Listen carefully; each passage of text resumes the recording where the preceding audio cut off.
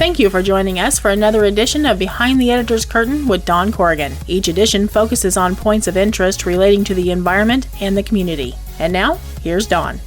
Well, we're talking today with Tom Kruzen, and Tom Kruzen deserves a little congratulations because he just won a environmental recognition award from Great Rivers Environmental Law Center. So congratulations, Tom. Well, thank you. It was both for me and my wife, Angel. So. Oh, well, a dynamic duo on the environmental front. Exactly. Yes.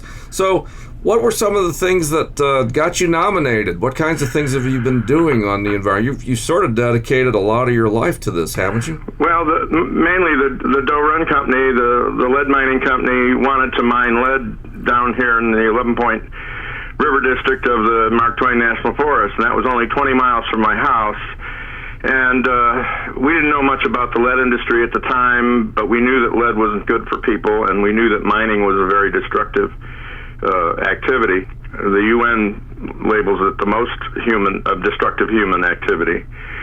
Anyway, we got together with other people that thought the same way, and we learned about lead and lead mining, and the more we found out, the less we wanted it here.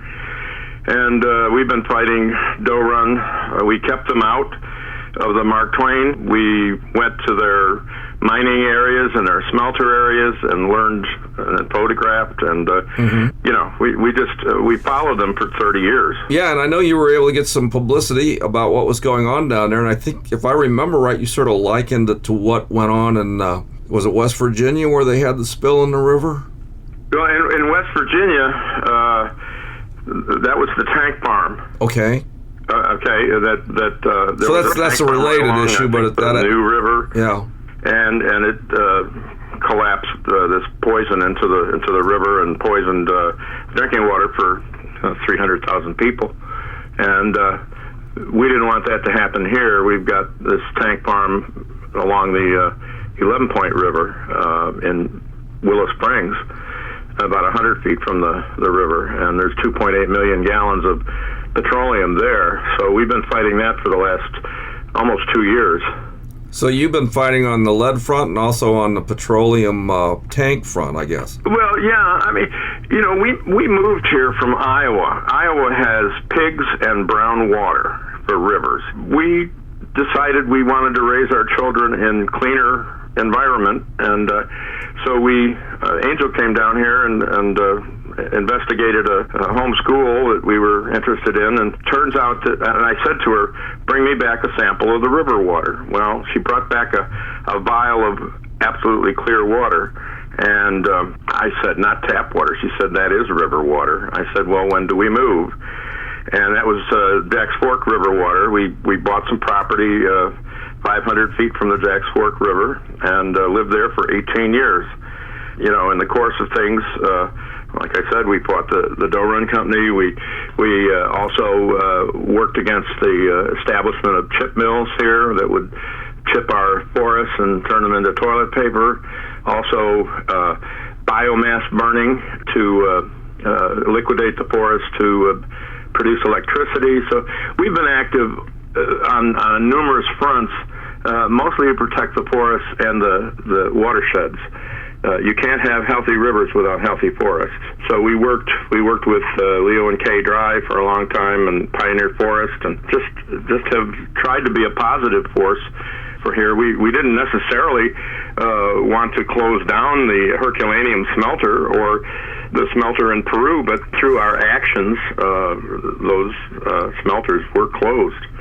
The end result. So let me ask you this: when the company closes and you've got all these contaminated areas in the lead belt, how much are the taxpayers going to be on the hook for cleaning up these sites, and how responsible are the companies? Well, how responsible?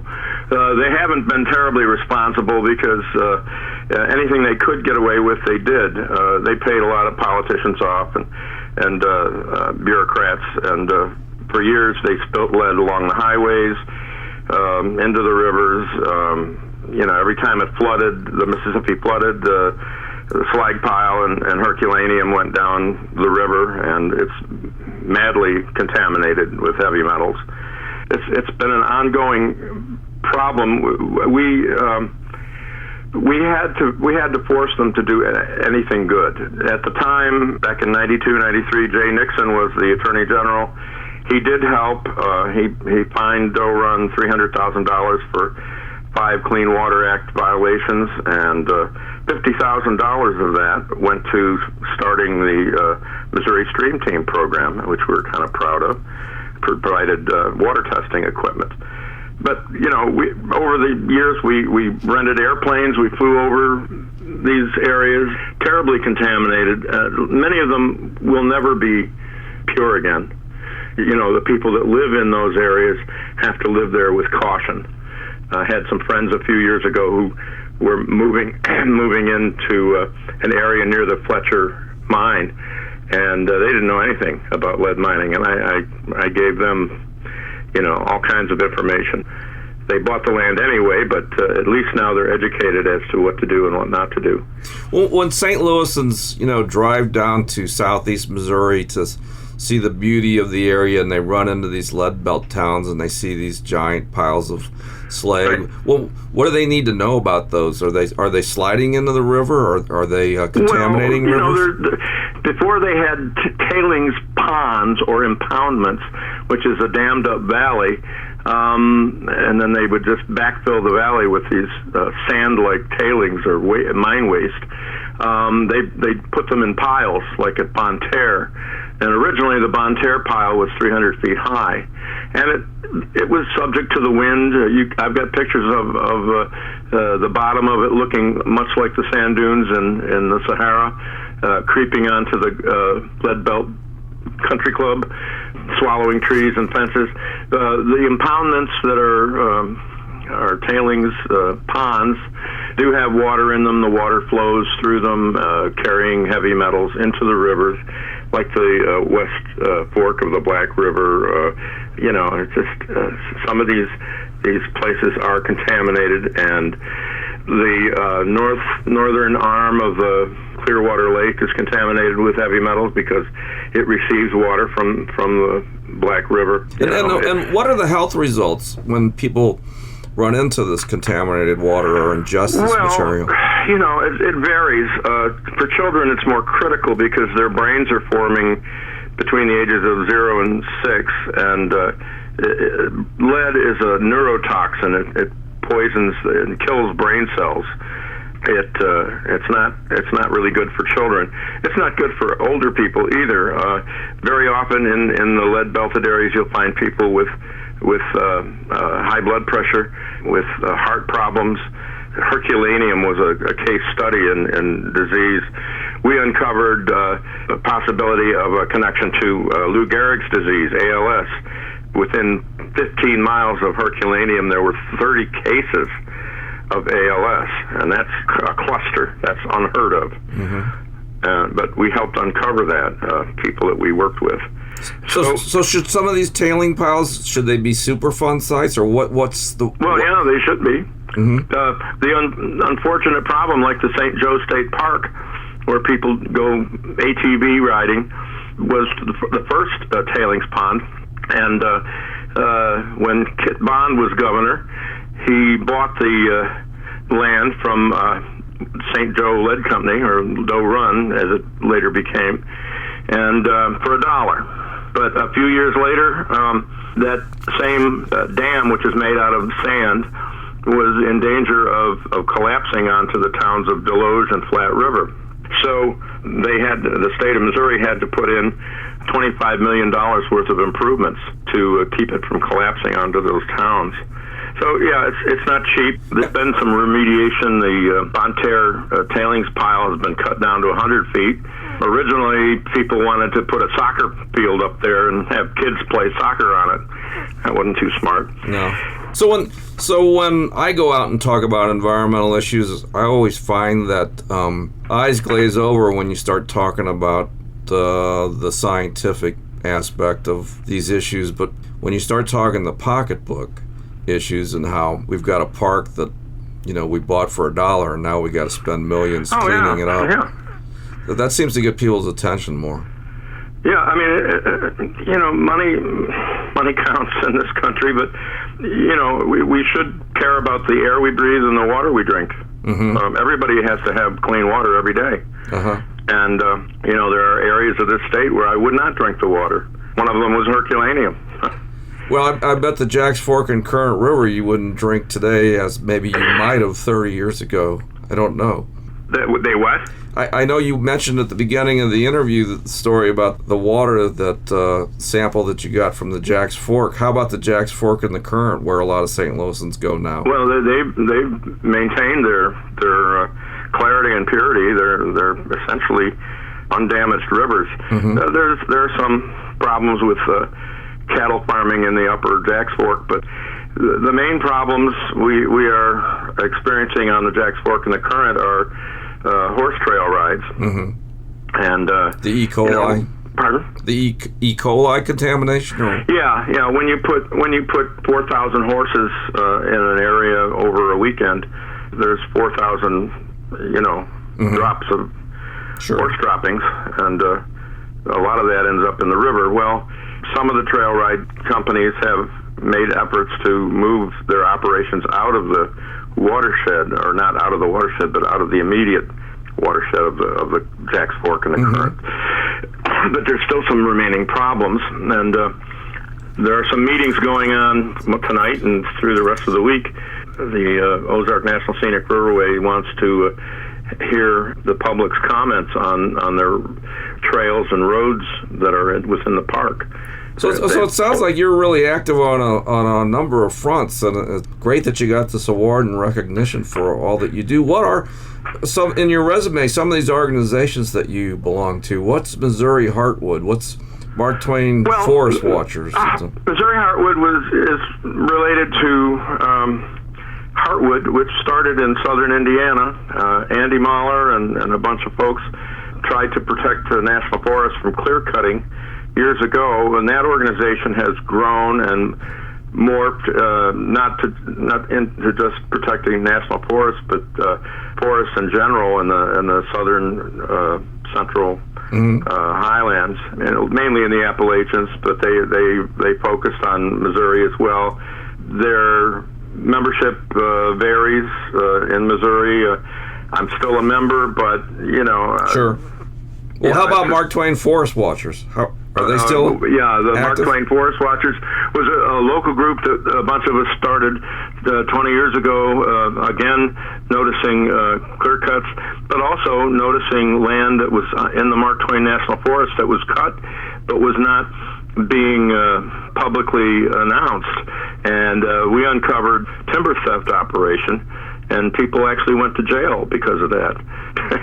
So, you just never know what you're going to bump into. Some of these things start out with something simple, like you don't like clear cuts.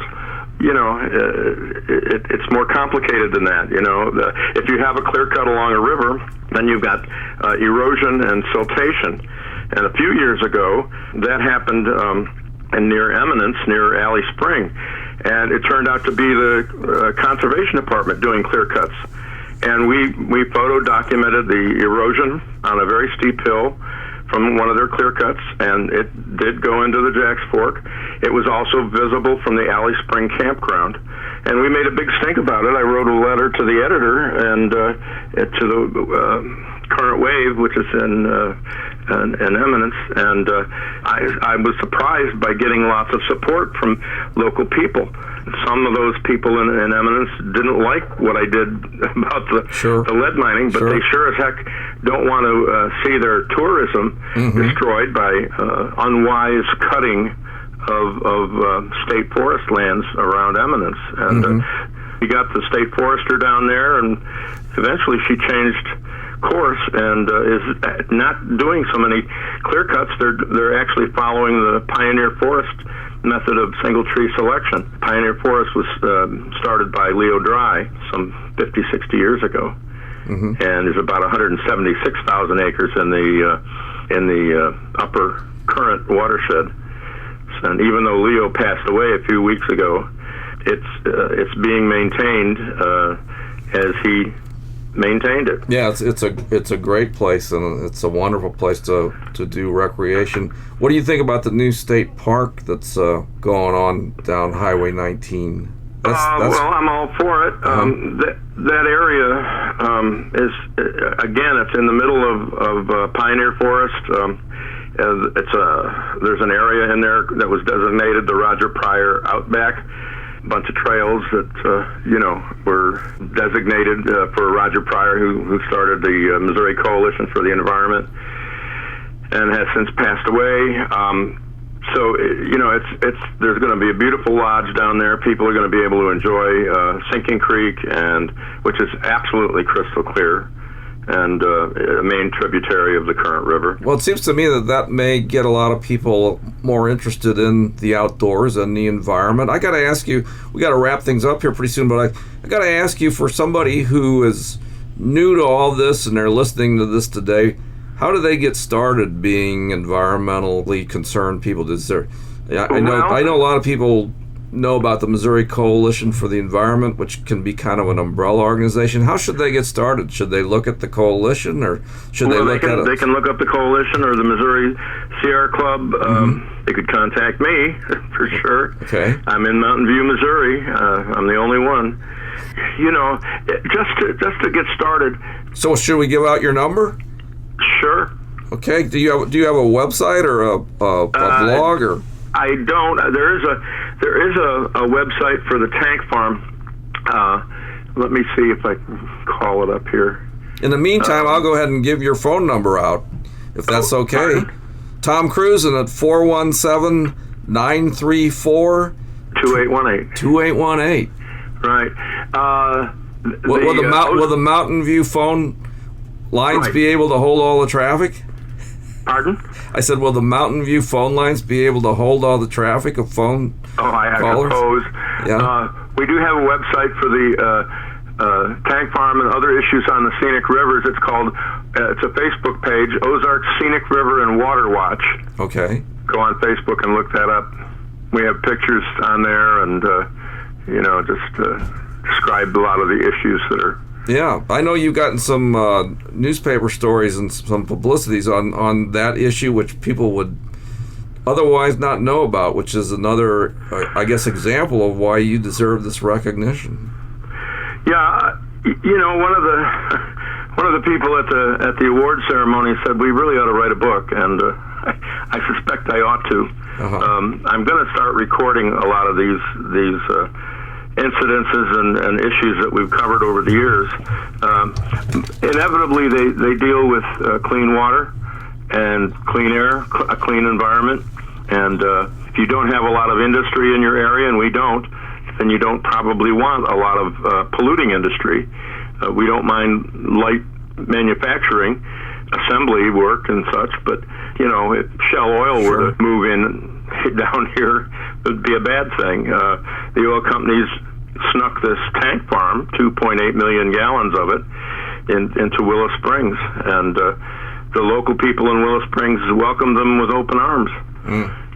So, we're fighting a couple of things on several fronts. Sure. Not very much sympathy for us in Willow Springs these days. Well, we sure appreciate your time today, Tom Kruzen. We've been talking to Tom Kruzen, who just won the Great Rivers Environmental Law Center Award, which is attached to a famous name in environmental issues, and that's Lewis Green. Thanks again, Tom. Appreciate your time today. Thank you, Dan, and we'll be in touch. All righty. This is Don Corrigan for Environmental Echo. I hope you enjoyed our interview today. Have a good green day, folks.